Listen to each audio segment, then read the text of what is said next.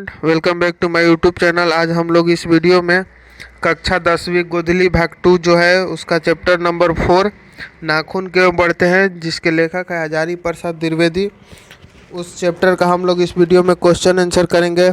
पाठ परिचय, लेखक परिचय और ऑब्जेक्टिव क्वेश्चन पिछले वीडियो में हम लोग कर चुके हैं, तो इस वीडियो में हम लोग क्वेश्चन आंसर को कवर करेंगे। तो आइए चलिए शुरू करते हैं। फर्स्ट क्वेश्चन है हमारे पास, पढ़ते हैं। यह प्रश्न लेखक के आगे कैसे उपस्थित हुआ, यानी नाखून क्यों बढ़ते हैं चैप्टर है और यह सवाल उनसे लेखक से कौन किया था। तो नाखून क्यों बढ़ते हैं यह प्रश्न लेखक के आगे तब उपस्थित हुआ जब उनकी पुत्री ने उनसे यह प्रश्न किया कि नाखून क्यों बढ़ता है। तो यह प्रश्न उनसे कौन किया था, तो उनकी पुत्री ने किया था। आप इसको स्क्रीनशॉट लेकर लिख सकते हैं। नेक्स्ट क्वेश्चन है, बढ़ते नाखूनों द्वारा प्राकृतिक मनुष्य को क्या याद दिलाती है, यानी कि जो हमारा नाखून बढ़ता है वो प्राकृतिक का है, तो ये हमें मनुष्य को क्या याद दिलाती है। तो बढ़ते नाखूनों द्वारा प्राकृतिक मनुष्य को यह याद दिलाती है कि जब मनुष्य वनमानुष जैसा जंगली था तब उसे अपनी जीवन रक्षा के लिए नाखूनों की ज़रूरत थी और शत्रुओं से वो अपनी रक्षा नाखूनों द्वारा ही करते थे। अतः प्राकृतिक मनुष्य को आदि मानव रूप याद दिलाते हैं, यानी कि जो हमारा नाखून है वो हमें वनमानुष जैसा जंगली जब थे तो उस समय हमें शत्रुओं से लड़ने के लिए, अपनी रक्षा के लिए नाखून का क्या करते थे, यूज करते थे। प्राकृतिक मनुष्य को आदि मानव का रूप का याद दिलाती है। स्क्रीनशॉट ले लीजिए। नेक्स्ट क्वेश्चन है थर्ड नंबर है, लेखक द्वारा नाखून को अस्त्र के रूप में देखना कहाँ तक तर्क संगत है, यानी कि लेखक कह रहा है कि नाखून को अस्त्र के रूप में देखना कहाँ तक तर्क है। तो कह रहा है लेखक द्वारा नाखून को अस्त्र के रूप में देखना पूर्णतः तर्क संगत है, क्योंकि उस समय ज्ञान विज्ञान का विकास नहीं हुआ था, यानी कि उस समय ज्ञान विज्ञान का कोई विकास नहीं हुआ था, जिसके कारण जो मानव है वो वनमानुष जैसा जंगली था। जीवन रक्षा अथवा प्रतिद्वंदियों से जूझने के लिए, यानी कि अपनी जीवन की रक्षा करने के लिए और शत्रुओं से, दुश्मनों से जूझने के लिए अस्त्र की आवश्यकता थी। तो अस्त्र नहीं था, तो इस आवश्यकता को पूर्ति करने के लिए वो नाखून का उपयोग करते थे, अर्थात नाखून के लिए मुख्य अस्त्र थे। उस समय के लिए उनके लिए कौन सा मुख्य अस्त्र कौन था, तो नाखून उनके लिए मुख्य अस्त्र था।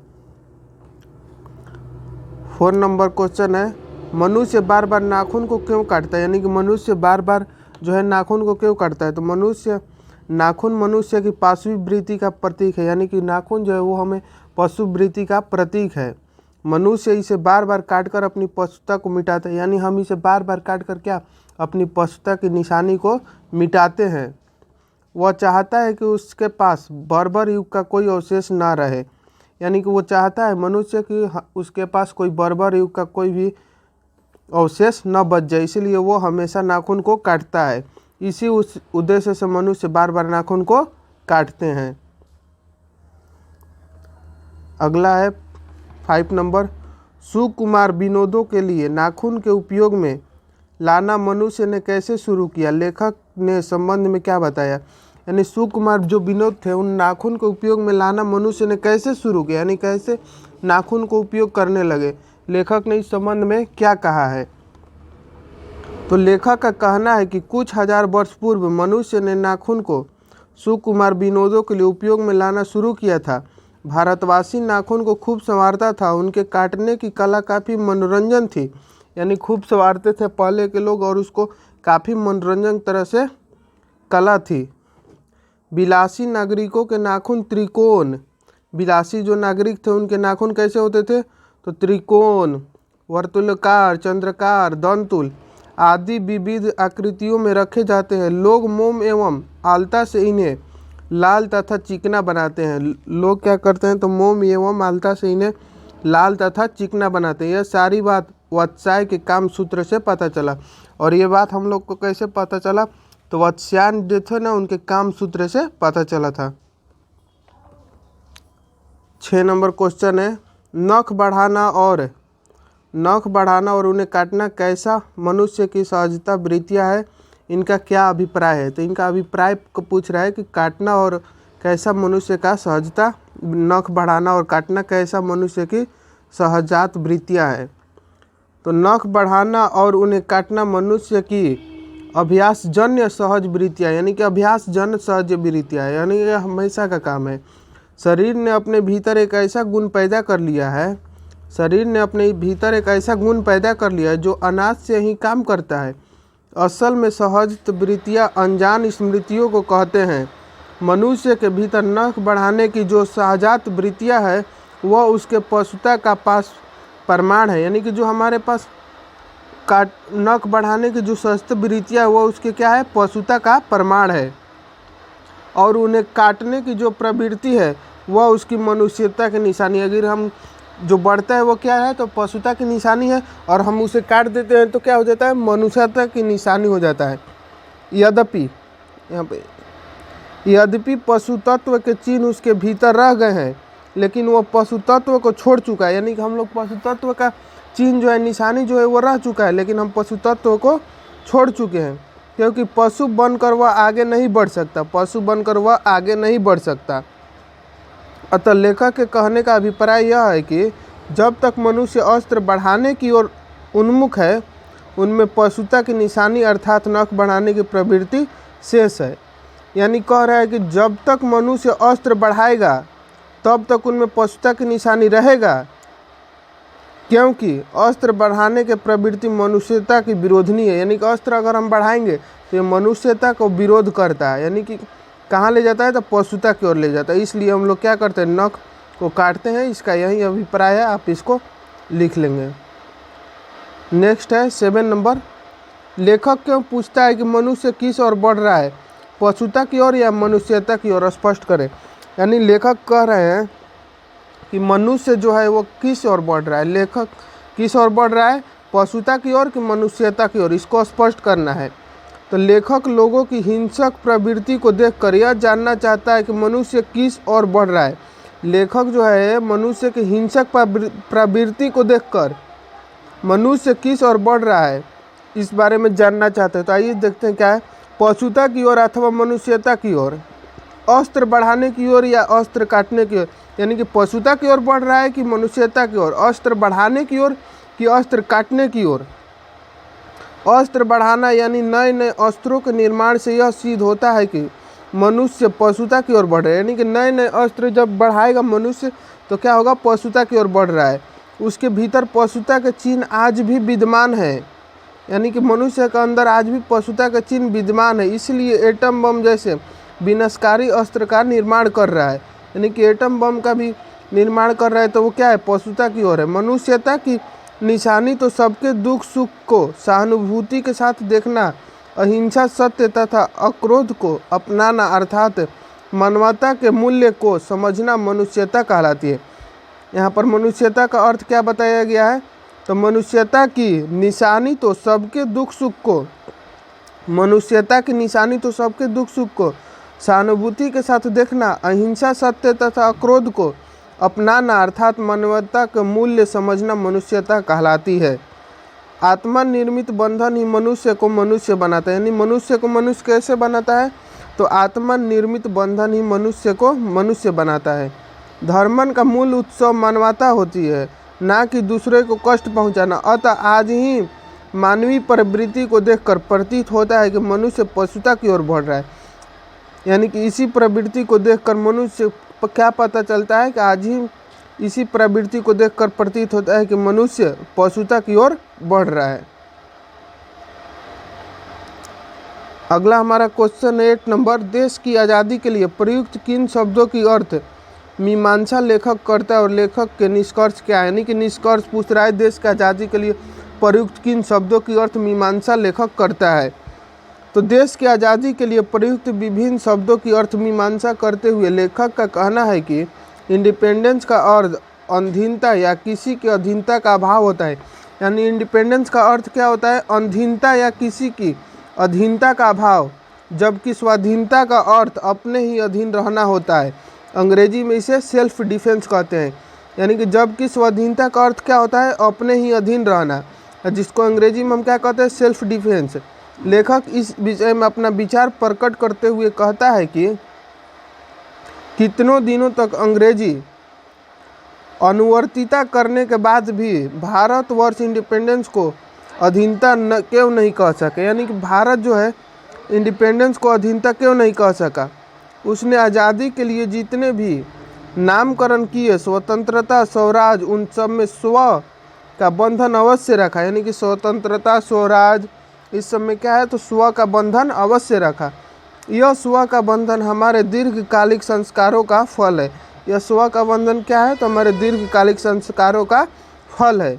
यह स्व हमारी संस्कृति की विशेषता है। इस स्व के बंधन को आसानी से छोड़ा नहीं जा सकता, इसलिए आज अधीनता का स्थान पर स्वाधीनता का महत्व दिया जाता है। तो अधीनता का स्थान पर स्वाधीनता का क्यों महत्व दिया जाता है ये आप समझ गए। अब नेक्स्ट क्वेश्चन को हम लोग देखते हैं, क्वेश्चन नंबर 9। लेखक ने किस प्रसंग में कहा कि बंदरिया मनुष्य का आदर्श नहीं बन सकती। लेखक का अभिप्राय स्पष्ट करें, यानी लेखक का अभिप्राय स्पष्ट करना है कि जो मनुष्य, लेखक का अभिप्राय स्पष्ट करना है कि बंदरिया जो है वो मनुष्य का आदर्श क्यों नहीं बन सकती। तो लेखक ने पुराने के मोह में चिपटे रहने के प्रसंग में कहा है कि पुराने का मोह सब वांछनीय नहीं होता, यानी कि पुराने का जो मोह होता है वो सब वांछनीय नहीं होता है। मेरे बच्चों को गोद में दबाए रहने वाली बंदरिया मनुष्य का आदर्श नहीं बन सकती। इसके साथ साथ नई नई खोजों में डूबकर अपना सर्वस्व खो देना भी उचित नहीं है, क्योंकि कालिदास ने कहा था कि सब पुराने अच्छे नहीं होते और सब नए खराब नहीं होते। ये बात कौन कहा था तो कालिदास बोले थे। इसलिए विचारवान लोग पुराने तथा नए दोनों की जांच कर लेते हैं, यानी कि जो विचारवान बुद्धिमान लोग होते हैं वो नए और पुराने दोनों की जांच कर लेते हैं और उनमें जो अच्छा होता है उन्हें ग्रहण करते हैं, और नए पुराने में जो अच्छा होता है उनको वो क्या ग्रहण कर लेते हैं। अब मूर्ख दूसरे के इशारे पर भटकते रहता है। मूर्ख जो होता है क्या, मूड दूसरे के इशारे पर भटकते रहता है। अतः लेखक के कहने का अभिप्राय यह है कि पुराने तथा नए में जो हितकर हो उन्हें सहजता से ग्रहण कर लें, यानी कि जो उनके पक्ष में उन्हें सहजता से ग्रहण कर लेना चाहिए, ना कि मोहवास बंदरिया की भांति अनुपयोगी वस्तु से चिपकी रहनी चाहिए, ना कि मोहमास बंदरिया की भांति अनुपयोगी वस्तु से चिपका रहना चाहिए। नेक्स्ट क्वेश्चन देखते हैं, क्वेश्चन नंबर 10 है, स्वाधीनता शब्द की सार्थकता लेखक क्या बताता है। स्वाधीनता शब्द के सार्थकता के संबंध में लेखक ने बताया कि स्वाधीनता अर्थात अपने अधीन रहने का भाव या अपने आप पर नियंत्रण रखने का भाव हमारे दीर्घकालिक संस्कारों का परिणाम है। यानी स्वाधीनता का अर्थ क्या है तो संबंध में लेखक ने बताया है कि स्वाधीनता का अर्थात अपने अधीन रहने का भाव, अपने अधीन रहने का भाव या अपने पर नियंत्रण रखने का भाव दीर्घकालिक संस्कारों का परिणाम है जो हमारी संस्कृति को महान बनाए हुए हैं। भाषा में स्व का उपयोग हमारी परंपरा का प्राचायिक है। हमारी समूची परंपरा अनजाने में हमारी भाषा के द्वारा प्रकट होती रहती है। इसी कारण लेखक ने कहा कि हमारी सामाजिक परंपरा और मूलवता अभियंता की नहीं बल्कि स्वाधीनता की भावना से ओतप्रोत है। नेक्स्ट देखते हैं, क्वेश्चन नंबर 11। निबंध में लेखक ने किस बूढ़े का जिक्र किया है। लेखक की दृष्टि में बूढ़े की कथन का अर्थ, तो ऑब्जेक्टिव में हम पढ़े थे किस बूढ़े की बात किए थे, तो निबंध में लेखक के बूढ़े के जिक्र कर महात्मा गांधी की ओर संकेत किया था। गांधी जी लोगों को सच्चा सुख पाने के लिए अपने भीतर देखने की सलाह दी। उन्होंने अस्वय से दूर करने, क्रोध एवं दोष को त्यागने, दूसरे को कल्याण के लिए कष्ट सहने तथा आत्मसंतुष्ट रहने का संदेश दिया। उनका कहना था कि प्रेम बड़ी चीज़ है, यह हमारा आंतरिक गुण है। प्रेम क्या है, बहुत बड़ी चीज़ है, यह हमारा आंतरिक गुण है। जबकि उदंडता पशु की प्रवृत्ति है, और उदंडता क्या है तो पशु की प्रवृत्ति है।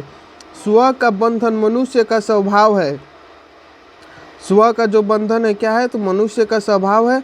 लेखक की दृष्टि में बूढ़ों की कथनों की सार्थकता यह है कि उन्होंने जीवन की गहराई में बैठकर मनुष्यता की जैसी भीतरी गुण को जगाने या अपनाने पर बल दिया है, क्योंकि यही गुण मनुष्य को मनुष्य बनाता है। लास्ट क्वेश्चन है 12 नंबर। मनुष्य की पूंछ की तरह उसके नाखून भी एक दिन झड़ जाएंगे। प्राणी शास्त्रों ने इस अनुमान के अनुमान से लेखक के मन में कैसी आशा जगाती है। तो मनुष्य की पूंछ की तरह उसके नाखून भी एक दिन झड़ जाएंगे। प्राणी शास्त्रियों के अनुमान से लेखक ने मन में यह भाव जगाता है कि जैसे जैसे मनुष्यता का विकास होता जाएगा, जैसे जैसे मनुष्यता का विकास होता जाएगा, वैसे वैसे मनुष्य अपने गुणों को पहचानने लगेगा, प्रेम करुणा आदि का भाव जागृत होगा तथा सारे संसार को अपने जैसा समझने लगेगा। पशुता की प्रवृत्ति नष्ट हो जाएगी। संसार में एक ही ऐसी प्रकृति का उदय होगा जिसमें न कोई हलचल रहेगी या न कोई विरोध। अतः इससे लेखक के मन में आशावादी विचार प्रकट होता है। तो लेखक के मन में कैसा विचार प्रकट होता है? तो आशावादी विचार प्रकट होता है। यहाँ पर हमारा क्वेश्चन आंसर जो है ख़त्म होता है। मिलते हैं नेक्स्ट वीडियो में 5 चैप्टर के साथ। तब तक के लिए जय हिंद।